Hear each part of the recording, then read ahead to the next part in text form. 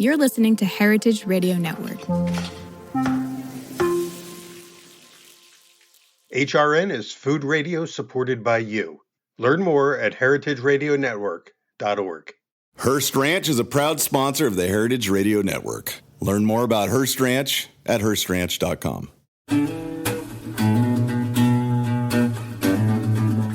Well, welcome to Pizza Quest. I'm Peter Reinhardt, and we have a very special episode today because I'm here with, well, what can I say, noted author, TV personality, the king of barbecue and grilling, Stephen Raichlen. Thank you so much for being here, Stephen, and welcome to Pizza Quest.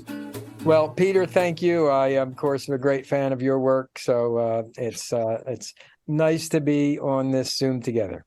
Well, we've our paths have crossed periodically over the years, sometimes just inadvertently. But one thing I mentioned in an email to you is that I was present way back. I think it was one of your earliest books. I think it was Miami Spice. You won an IACP award. And that was the first time that you came on my radar. And I was kind of new to the whole culinary scene. We're talking about 1993, I'm thinking, or 1994. 94. Yeah, the book came out in 93. And that was before the Barbecue Bible, which is why we're gathered today, because we're going to celebrate with you today the 25th anniversary of probably your most well-known book, the Barbecue Bible, which has sold millions of copies and established you as the go-to person on all things grilling, barbecue, and has led to a whole lot of other stuff.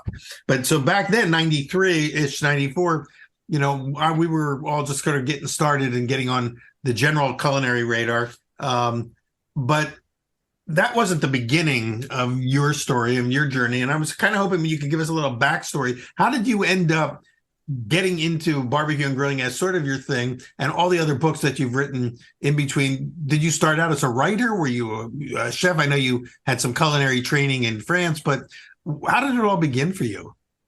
Well, it all began at Reed College in Portland, Oregon, where I got a degree in French literature. And I took a wrong turn and sort of wound up in barbecue. No, but at Reed, I majored in French literature. I wrote my thesis on a medieval poet named Christine de Pizan, who turned out to be Europe's first feminist.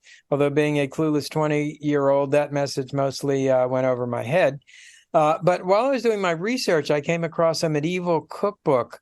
It was called The Form of Curry, written in the 1370s.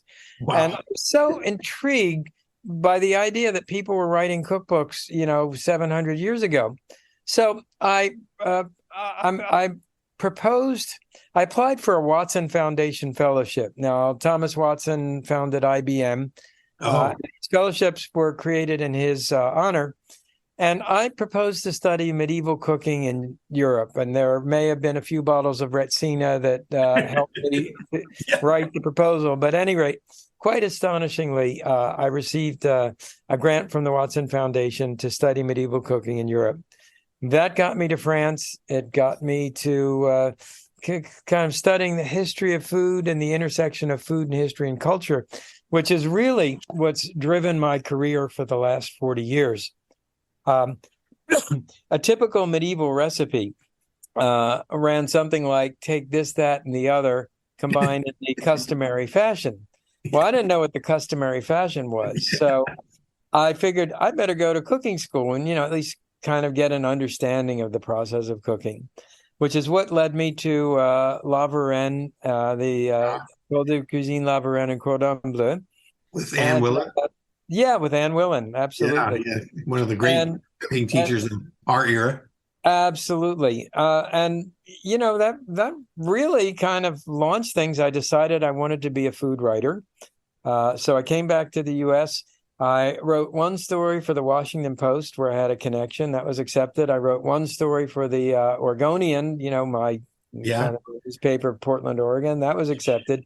And I wrote a story for our local hippie our local hippie underground weekly. And that led to a column in the weekly. And then I was a food writer.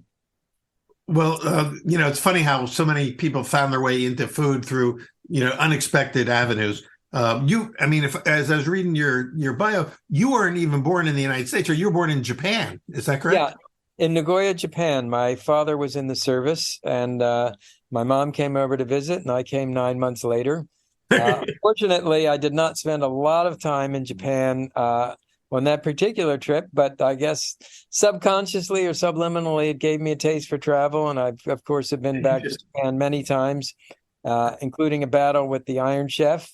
Oh yeah, right. You beat an Iron Chef, didn't you?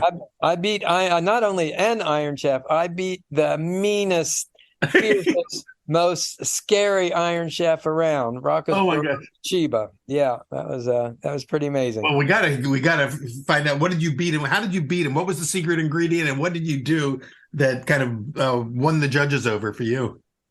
Well, I did, he did this very elaborate thing. It was like a kind of created a mini volcano, and he had $100 a piece exotic mushrooms and abalone and lobster, and I did barbecued baby back ribs and chicken. And I actually got the Japanese judges to eat with their fingers, which in Japan is completely unheard of. And my assistant was my stepson, Jake, who's 6 foot tall and drop dead gorgeous. And I think that he helped sway the judges as much as anything I did. But many factors in play there. So, but was the theme that you had to do everything over like open fire cooking? Yeah, everything over live fire. That's right. Everything wow. over live fire. I got to get that episode now. I didn't even realize so that was on the original Japanese version of Iron Chef, not the American version. Right. Well, actually, it was on a show called Barry World Views, and it was they styled it as a competition of the barbecue gods. I guess the Japanese are given to hyperbole, and it was the judges were primarily teenage girls, believe it or not. And what they had done is they had rigged up these lucite tubes and given everybody either pink or blue ping pong balls. And the audience kind of voted with the ping pong balls, and my ping pong balls were in a higher column than Michiba's was. So I promptly decided to retire from competition, Iron Chef competitions. And Michiba, right? Michiba knew only one word, and that word was rematch. So anyhow. Well, but you never had a rematch with him, right? Never had a rematch. No. You got to leave him wanting that now. So was he after the show was over? Did he soften up a little bit? Was he still a mean guy?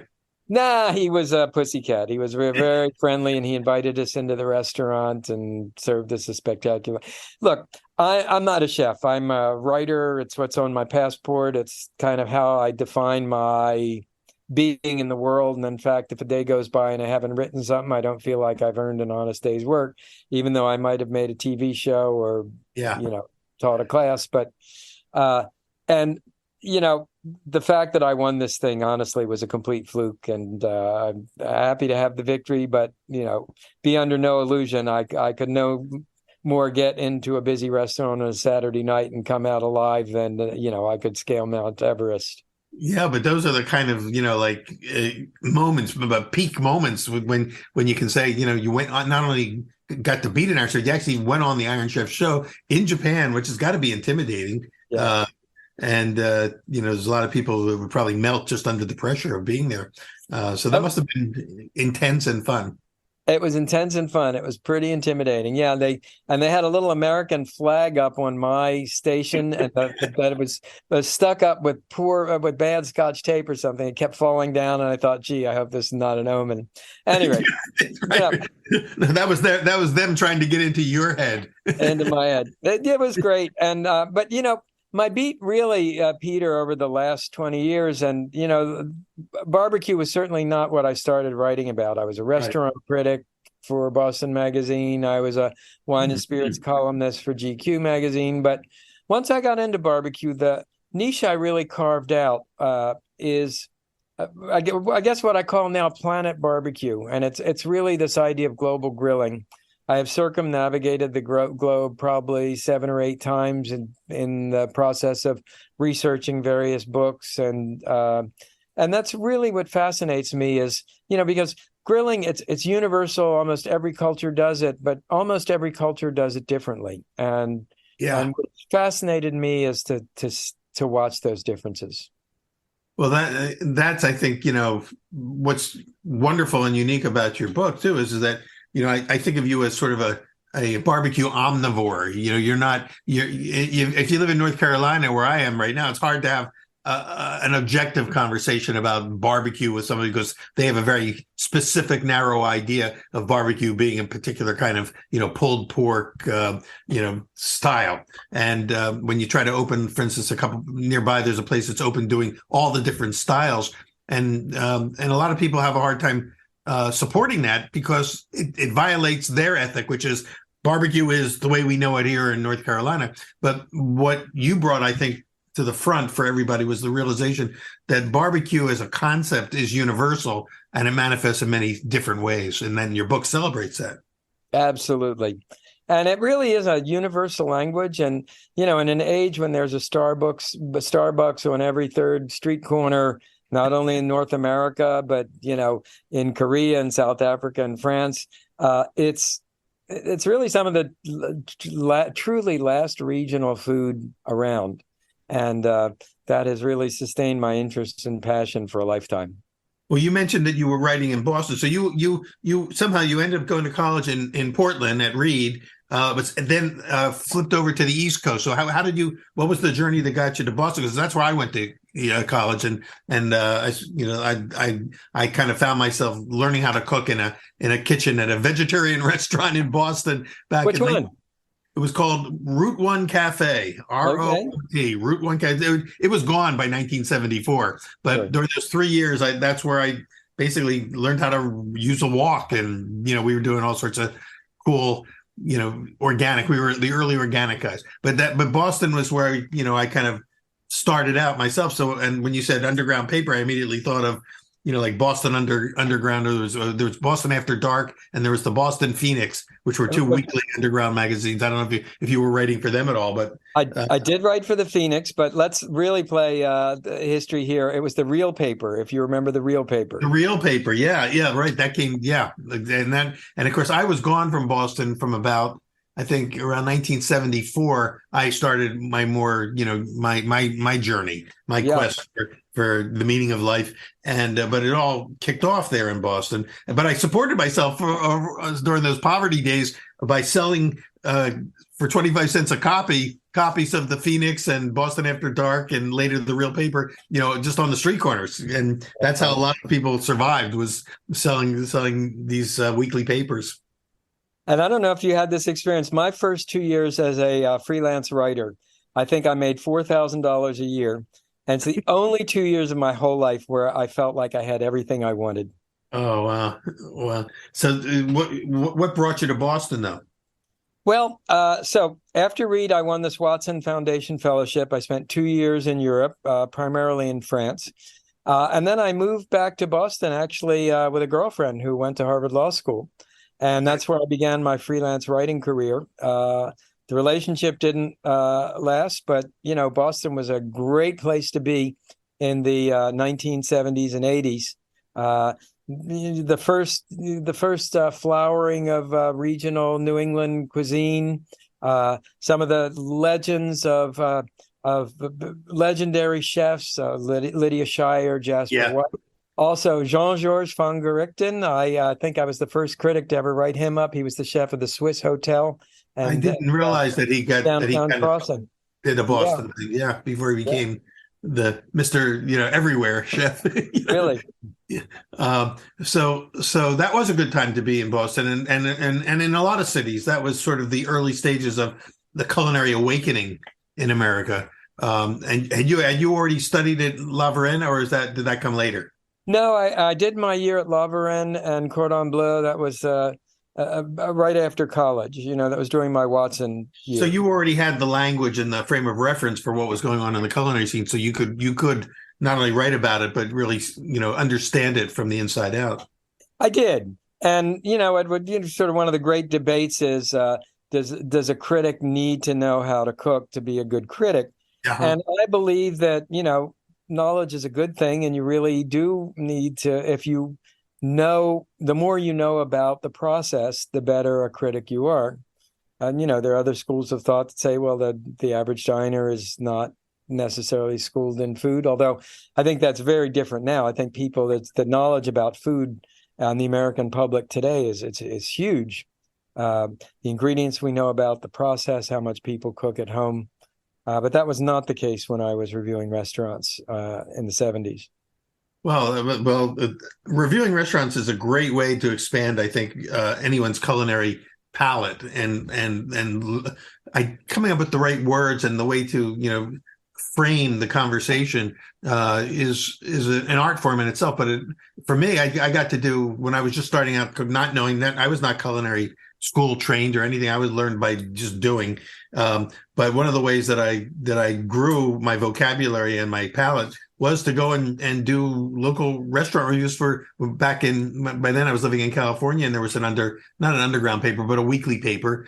And they needed a writer to do restaurants, and I couldn't afford to eat at restaurants, but they covered that, so I got to go to restaurants and see what was going on. And suddenly I was developing a whole new vocabulary, which helped me to appreciate other people's writings when I would read the reviews in, whether it was Gourmet Magazine or Bon Appetit or, anywhere, that it was a whole world opening up through the language of food.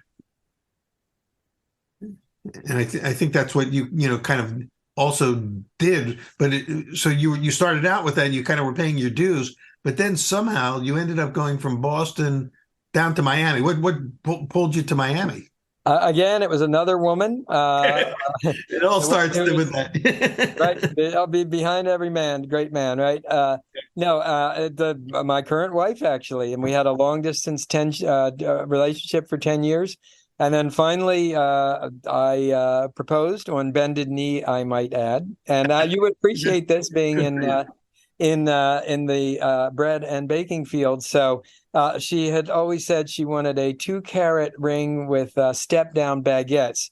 So when I proposed, I had a French baguette brought to the table with 2 carrots standing upright in it. Oh, wow. Yes, what a romantic. Very nice. Very. Anyway, but Miami was great getting down here. I was here at the right time, right place. The whole new Floridian cuisine thing with Mark Botello and Norman. You were there like when Boston was having its flowering, but South Florida was really a happening place then in the culinary world. Absolutely exploded. So I proposed a book called Miami Spice to Workman Publishing. Actually, at the time, I called it Hot Food ! Which, looking back on it, was about possibly the worst title. Actually, the second worst title. The worst title was my original working title for the BBQ Bible. But Workman, they finally they bought the book. They changed it to Miami Spice. Yeah, it was my first big well-selling cookbook with a book tour, and it introduced me to Peter Workman and a relationship with a publishing house that is still going strong 25 years later. Yeah, they were very important publishers for the culinary world, and came out with what I viewed as sort of heavy recipe-driven books. I mean, your books were not just like 120 pages of this. It was loaded, like hundreds of pages of recipes, 500 recipes or something like that. And certainly in some of them, the BBQ Bible has at least 500 recipes, right? It does. Yeah. Peter Workman, back at the time, he used to love what he called category killers. And a category killer was the ultimate definitive word on the subject, a book so big that you could, if you were short, you could sit on it put children on it to sit upright at the table. And BBQ Bible was, and when I started BBQ Bible, I thought it was going to be, okay, it'll be 100 recipes, I'll visit 10 countries, I'll kind of knock it out in a year. Took 4 years to write, grew to 500 plus recipes. I actually wrote 4 books in the interim to pay for the research for BBQ Bible. But wow. It came out, it was the right book, the right time, and it exploded. And it's the fact that it's still in print is I am awestruck and humbled. Well, we're coming up to a break, and I want to spend our second segment with you focusing more on the BBQ Bible. But you did say that in addition to your early PBS shows or with public television programs, you've got a new series now. Is this like your fifth iteration of a cooking series for PBS? It is. It's called Planet BBQ. Planet BBQ. Yeah, that's what people. It's actually the full name is Stephen Reichlen's Planet BBQ, but it launches on May 27th, and it's a how-to barbecue show, but it's much more internationally focused. We have episodes on Argentina, on Brazil, the Caribbean. We have several shows on kind of cross-cultural and transatlantic barbecue. Lots of guests, lots of field trips, but also plenty of segments where I'm sort of demonstrating my way of doing barbecuing and grilling. And we taped in San Antonio. It was really fun shoot. So I hope some of that fun comes through on in the shows. Well, I'm sure it will, because you've had a lot of experience now creating these shows, and they've all been very popular and educational. I mean, when I watch your shows, I always leave every episode with a new trick or technique, or just get fired up about a particular flavor, profile that you've exposed. So let's talk about that, because I'm sure that the Barbecue Bible, which also is this, in a sense, the prelude to Planet BBQ. You could all. The Barbecue Bible could have just as easily been called Planet BBQ, because that seems to be what the theme of the book is. So let's explore what that is, and maybe pick your brain a little bit for some of your most frequently asked questions and the things that that get you excited and still are keeping you excited as you continue to explore this. I guess you could say this vein of that opened up when you discovered barbecue and grilling as a subject matter that is the gift that keeps on giving, because you just never run out of ideas and books to write about. So I want to find out all about that when we come back in part two. You're with us today, everybody, on Pizza Quest with Stephen Raichlen. So today we're really on Barbecue Quest. We're on the quest for the planetary what's the word, the secret sauce of what makes barbecue the most global, universal of all foods. We'll be back in just a moment. Hearst Ranch is a proud sponsor of the Heritage Radio Network. The Hearst family has been raising cattle on the rich, sustainable native grasslands of California's Central Coast for over 150 years. Piedra Blanca Rancho in San Simeon is the original Hearst Ranch, founded by George Hearst in 1865. George's son was the famous publisher William Randolph Hearst. In addition to being known for building the iconic Hearst Castle, William was, like his father before him, an avid rancher. In his words, "I would rather spend a month at the ranch than any place in the world."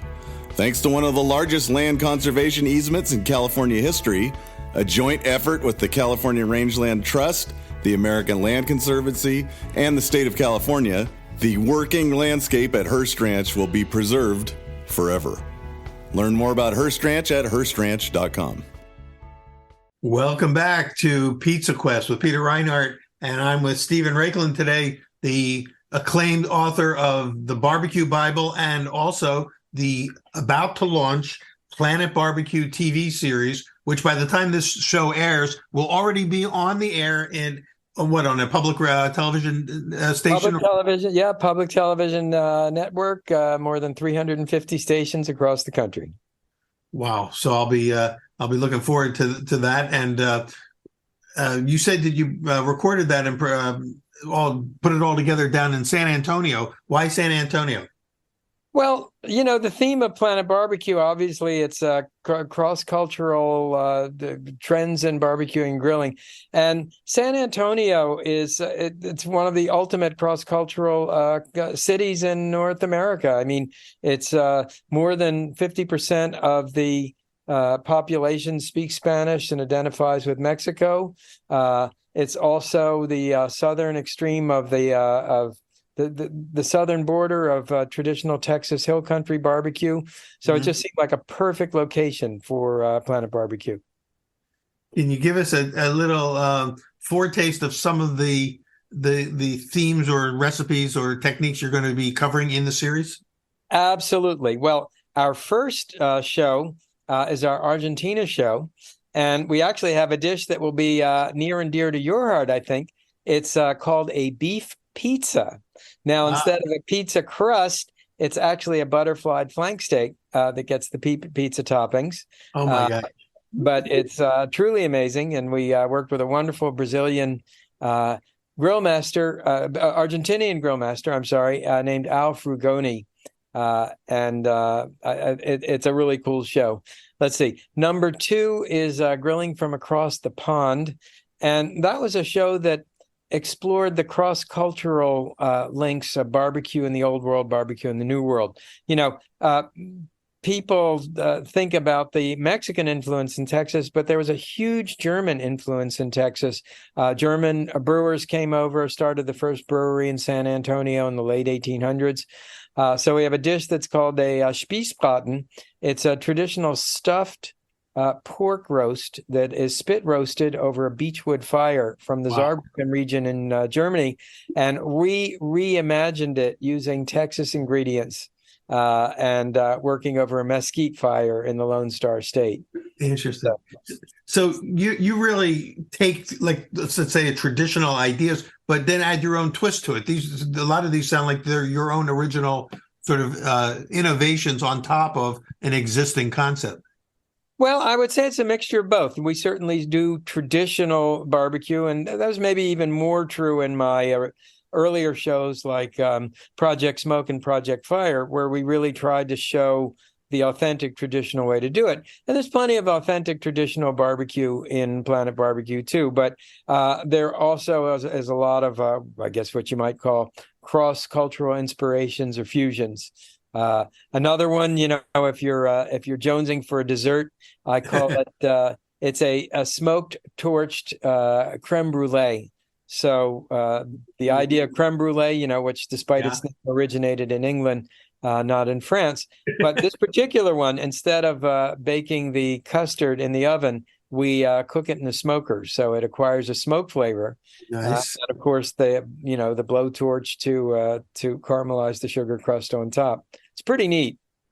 That must be that makes sense when you think about it, and that the smoker is probably at a low enough temperature that you can create that custard and keep it creamy and not curdly, so to speak. Exactly.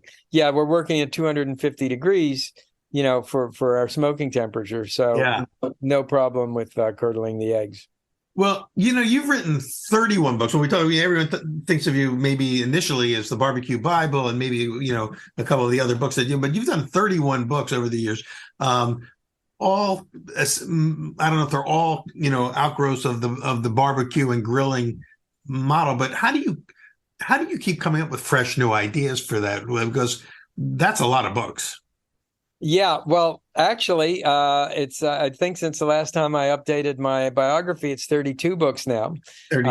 Wow. And one of them is a novel called Oh, that's right. Right, The Hermit of Chappaquiddick, which is that I am was tremendously satisfying to write, and I'm very proud of, and it's available on Amazon. If people want to see the softer, kinder, gentler side of Stephen Raichlen, I wanted to ask you about that because I saw that you had this novel. What was that like for you as a writer? I know for all writers, every writer wants to write the great American novel, no matter how successful our nonfiction is. We all want to, do something in fiction. What was it like for you to cross that line?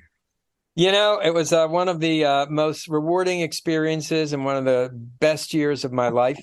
My editor at Workman had taken a leave of absence, so basically for a year I had a free year, and I'd had this idea floating around in my head. It's set on Chappaquiddick Island in Martha's Vineyard, which is actually where I live in the summer. And I knew how it would begin, I knew how it would end, and but I didn't know what would happen in the middle. So I started writing. I wrote a chapter, then I wrote a second chapter. And by the third chapter, I said, to my wife, hey, Barbara, I think I'm going to write a novel. And it took me 6 months to write the first draft. It took me another 3 years to, do drafts 2 through 9. Yeah. But it's a foodie love story is what it is. There's no barbecue in it. There are no recipes in it because I didn't want people to think of it as another cookbook, but there's a strong food element. And it was It was great fun. I am not the hermit of Chappaquiddick, but there are many little autobiographical details in it. Did you writing a novel is not an easy thing to do. I mean, it's a I don't know. It takes a skill set that not everybody can do. There's certainly lots of critics of literature who are critics because they were failed novelists. They couldn't get it, couldn't get over that hump. So it's hard to get a book not only written but then also published. Did you work with writers groups? Did you have people to workshop and kick ideas back and forth, or did you just go it totally solo? Well, I had a lot of experts that I talked to and interviewed in fields that I was not knowledgeable. In this particular novel, there's some legal issues. There's a trial. There's also a very quirky, real-life, iconoclastic psychotherapist named Wilhelm Reich. Oh, yeah. Who really existed, and he was the kind of father of all the expressive therapies that were so popular in the last century, like Primal Scream and the Orgone Box. And the Orgone Box, exactly. Yeah. So a lot of research, but I was not actually part of a writers group. I would have loved doing that. And what I would say is that the writing of the novel, once I got started, was pretty easy. The real challenge for me was writing number 2, and I've got several started, but I guess the siren call of a book that somebody will actually buy ahead of time and pay you for. Yeah. Maybe that's just an excuse, but I do hope, to get back to fiction writing. That's my plan for the next decade. But The Hermit is out already. The book's already out and available. Yeah, The Hermit's been out for about 10 years now. Oh, 10 years. Okay. Yeah. So like I say, it's not easy. If it was easy, everybody would do it. But it can take years between books like that because of the amount of effort it takes. And yet, in the meantime, you've done 32 books or 31 cookbooks or food books. And so those seem to come a little easier and roll off. But again, it comes back to, for me, this question of new recipes. Each time you do a book, you've got to introduce, at least you may be able to recycle some earlier ideas, but you've got to come up with new ideas also for each book. How do you do that? How do you keep it fresh for you? Well, that's a great question. So the first thing whenever I start a new book is I pack a suitcase, and my books are always field research driven. For example, when I wrote BBQ Bible, I traveled around the world and visited countries on 6 continents. When I worked on Project Smoke, I packed a suitcase. I went to the UK. I went to Scandinavia. I went to Mexico, countries where Italy, northern Italy, countries where there's a real profound tradition of smoking. And, Julia Child once gave me some great advice that I think has kind of helped me keep it fresh. And she said, pick a topic that is of really broad interest, that a lot of people will be interested in, but then take an approach that you and only you can do. So for me, for the last 25 years, that's been barbecue. And certainly everybody is interested in barbecuing and grilling and barbecue sauces and indoor grilling and, you name it. But the approach that I have chosen to take, I guess, first of all, it's the global approach. Yeah. Probably nobody else would have been crazy enough to do all the traveling and spend all the money on traveling I have to do my research. You have to love the travel. Yeah, and I guess also, I've been called kind of the intellectual of barbecue, or the guy that gave barbecue a college education. And I think that's my Reed College, thinking about trying to understand the philosophy and theories and intellectual underpinnings of live fire cooking. Well, Reed should be very proud of you. You as kind of like a distinguished visiting alum. They should have you back and give you some kind of honorary doctorate. I think that's after I make a large enough contribution to the alumni. Well, that's usually the prelude to that. Yeah. but this raises another question for me, because Pizza Quest is all about sort of this, something that we always talk to people who are driven by something that compels them to do this difficult task, which is, in your case, getting on the road and writing relentlessly. What is it about barbecue or cooking over fire or this subject that you've picked, this broad subject that you've sort of thrown yourself into the deep end with, that is so compelling here? What drives you to keep going deeper and learn more about the subject itself and then share that with others? Oh man, well, there's so many things. And it's everything from it answers all of my intellectual needs. I mean, first of all, I believe most foods, including pizza, by the way, taste better cooked with live fire than they do in a stove or an oven or on the stovetop or by boiling. And I'm very much driven by taste. I mean, I love to eat. You know, when I plan trips, there are trips planned around eating. It helps. It helps to love food. Yes. I also love fire. I love making fires, playing with fires. I have to confess now, when I was growing up, I was a bit of a pyromaniac. Sometimes got me into now trouble. We're getting to the heart of it here. Yeah, I used to build model airplanes and model ships. You know, remember all the models back then? Yeah, and I would stuff them with firecrackers and douse them, you know, with flammable model airplane glue. And then set them on fire. So it would take me days and days to build these models and 5 minutes to blow them up. But that was that's so funny.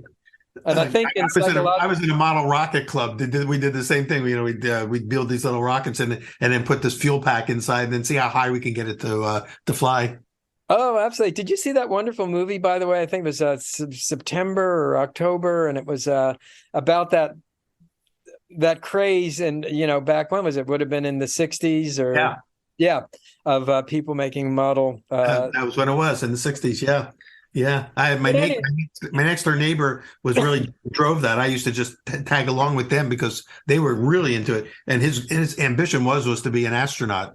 And he didn't make it, but he became a jet pilot, and fought in Vietnam and ended up becoming a war hero there by saving people. So, anyway, it was all these little things that happened to you in childhood that kind of show up later on in maybe transmuted form, in this case, in the form of great food for you. But the fire seems to be at the heart of it, which is kind of the parallel thing with Pizza Quest, because when we gather people together for pizza events, we've had, you know, like these outdoor events where the folks who own wood-fired ovens all come together, you know, and the thing that we noticed was that we feel like we're part of a tribe of, I call them fire freaks. And there's something that it's kind of like finding kindred spirits who all are driven by this love of fire. Yeah, absolutely. I think Freud called it sublimation, you know, and the idea that you take an unhealthy primal urge and you find a way to make it socially acceptable. But it is true. If you think about it, you know, you simmer a great pot of chili, you bake a great loaf of bread indoors, and you're pretty much by yourself. However, you light a barbecue grill, everybody gathers around it, and it's an instant party. And I think that it comes from a very deep primal memory, you know, back when we were Homo erectus and we lived in a scary world where come darkness, you know, there were predatory animals. You were always hungry. It was dark. You were frightened. And when you could make a fire and cook communally around it, that brought you not only comfort, but survival. And I think that we subliminally remember that. And it's one reason why people are so attracted to barbecue. You know, that makes total sense. Hold on 1 minute. I had an alarm set for something, and that's going to be an irritating noise. I apologize. It's okay. So, and while he's taking care of that, you know, I was going to mention that the word that kept coming up when we would gather people together is a sense of feeling that we were part of a tribe, some kind of a tribe, and then that's a very primal word, tribe. Yes. But yet it would come up, you know, unsolicited. I mean, all of a sudden, everyone said, you know, we feel like we found our tribe. Would be a common phrase. And when you talk about what you were just saying, it just kind of rang all those same tunes. Yeah, Absolutely. And I found with my travels in barbecue, if I were to take an Indonesian satay master next to an Indian kebabwala, next to a Turkish shish kebab guy, next to an Argentinian asador, and even if they didn't speak a word of the other's language, they would be communicating in 5 seconds. I mean, it's that universal. Exactly. Well, before we run out of time completely, and I want to ask you a few questions about get more specific about barbecue. And people who read your books, I've read your books, probably already know this. Things have changed. 25 years ago, a much smaller group of people could answer these questions. Now everybody thinks of themselves as a grill master or a barbecue, expert. So some of our listeners may already know these, but for people that are new to the game and have ordered the Barbecue Bible because they didn't get one of the first 3 million copies that were sold, but now that it's coming out in the 25th anniversary edition, let's just go back to some fundamentals. So I see them on one of the pages here. You've got the 5 most frequently asked questions about, and you call them the Barbecue Bible, but really grilling and barbecue are kind of 2 different aspects of the same style. So we'll get into that in a second, but here's some of the questions that came up. Maybe you can just do a couple quick, sort of a lightning round of answers to this. And then those who want more can get the book. There's no point in us trying to recreate the book here for you. It's all in the book, and it's a fun book to have and to read. So one of the questions was, what sort of grill should I buy? And are there sort of some real quick guidelines for people to steer people in the right direction? Absolutely. Well, it really kind of depends on your personality. I mean, I would say my baseline is that you should start with a charcoal kettle grill. Why charcoal? Because if you can learn to grill over charcoal, you can grill on anything. And if you start with a gas grill, which is convenient, I own gas grills, I use them, there's a certain skill set that you'll be lacking. The other advantage of a charcoal grill is that you can do all 5 methods of live fire cooking on a charcoal grill. That is direct grilling, indirect grilling, smoking, spit roasting, and what I call caveman grilling, where you lay the food directly on the fire. Wow. You get into some of that caveman style on the TV show? Absolutely. I love caveman grilling. It's probably my favorite way of grilling. First of all, because the food is so incredibly flavorful. And second of all, I mean, I love the reaction when people watch me take a 2-inch thick porterhouse steak and lay it on the coals. And they think, oh my God, that thing must have cost $100. He's not going to put it. He wouldn't. And then he does it, and then they taste it. And it's funny. I did that. I did a TV show in Italy a few years ago for the Italian Food Network. And I did a bistec alla Fiorentina caveman style. And man, I thought they were going to lynch me, but they wound up enjoying it. Right, exactly. Well, one of my favorite restaurants in Providence when I lived up there was Al Forno. Is Al Forno, and they were famous for their caveman steak. They would just they called it dirty steak, and I'm so glad you mentioned them because for the last 40 minutes I've been trying to figure out how to segue to your specialty. But there is in Barbecue Bible 4 pages devoted to grilled pizza. Which was invented by George at Al Forno. Yes. And just to give people a little tease, this is not done on a pizza stone. You actually lay the pizza dough directly on the grill grate, and it puffs and blisters and chars. And there's a certain special sequence you have to use to layer the ingredients on, but it's really pretty magical.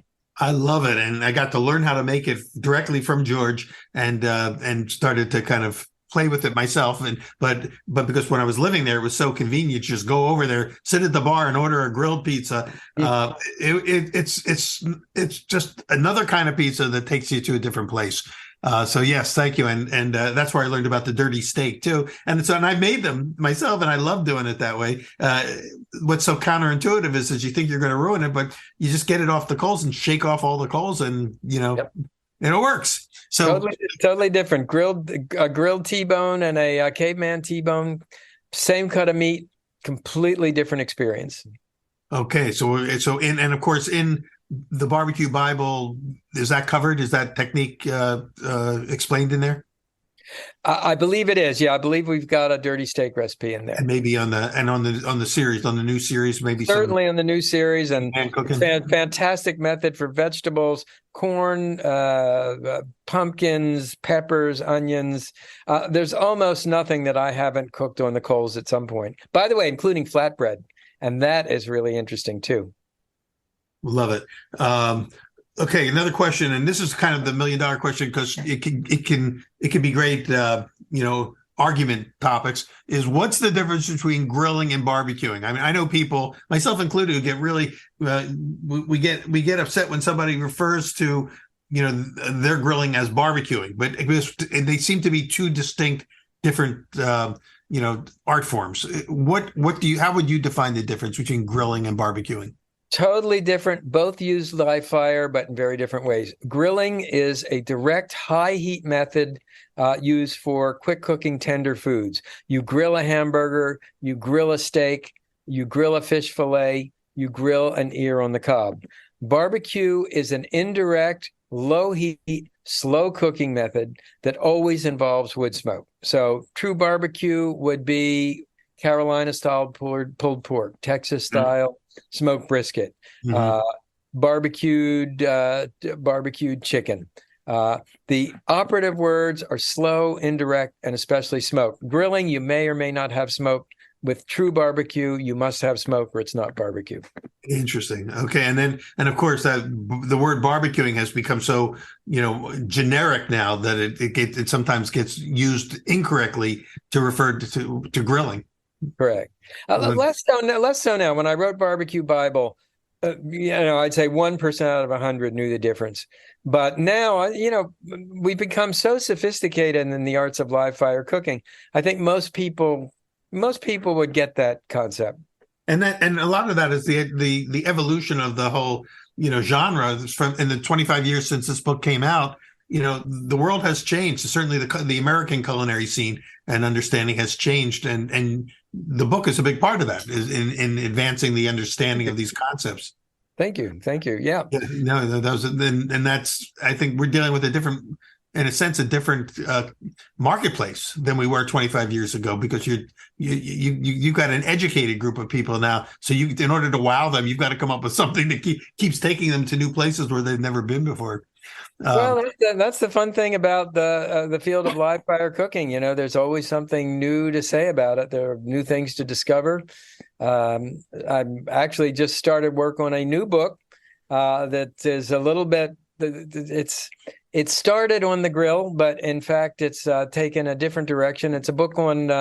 It's called Project Plancha, and it's a book about cooking on hot iron. Hot iron you might have on a grill, but it also includes hot iron that might be in a freestanding grill, like the Blackstone. Weber's just come out with one. Traeger's just come out with them. And I think it's going to be a very big trend. It's a very big trend already in Europe.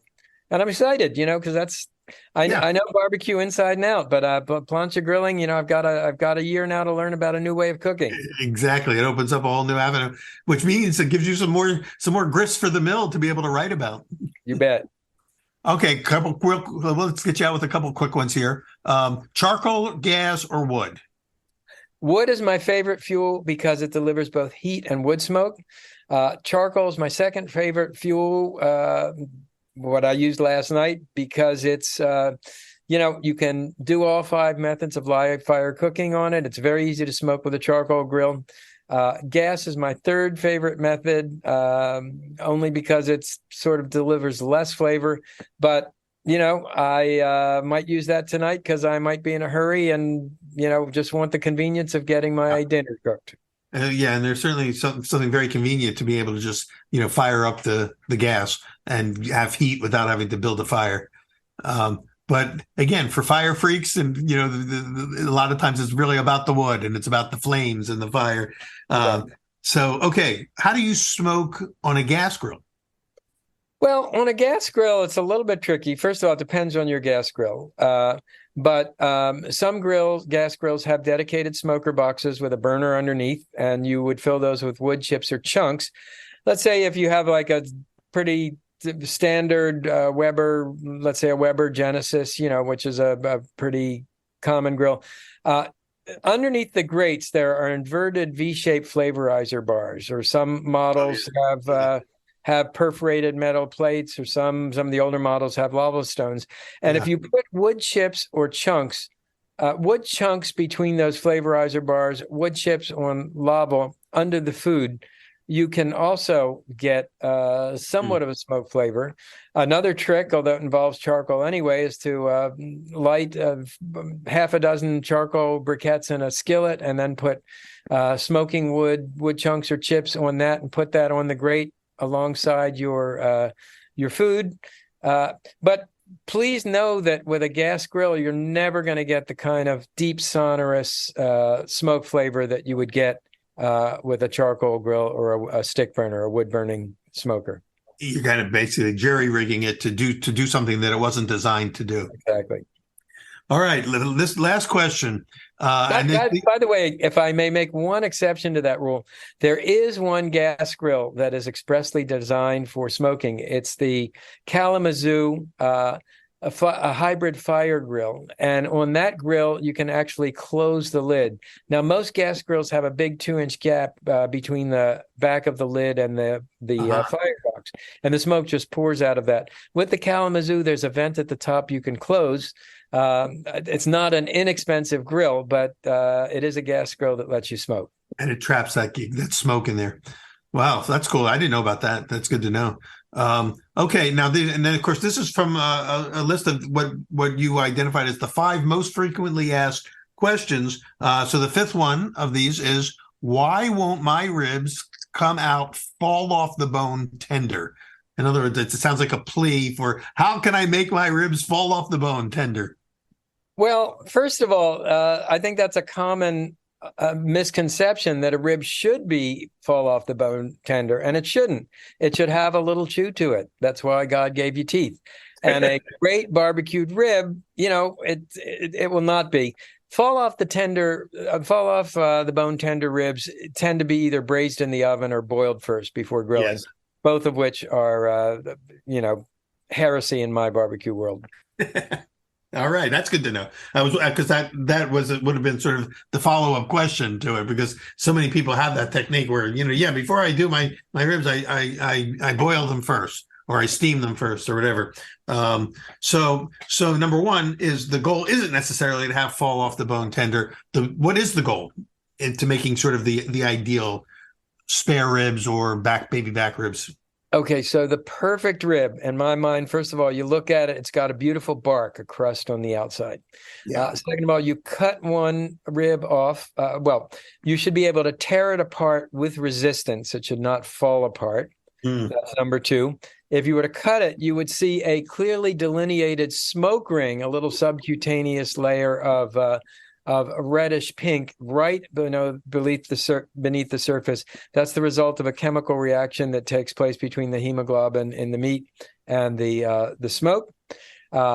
You taste it. First of all, it should taste smoky. It should taste meaty. It should taste spicy, because those are the 3 sort of essential flavor components of a great rib. It should be it shouldn't be chewy, but it shouldn't be soft and mushy either. It should have a little bit of resistance to it.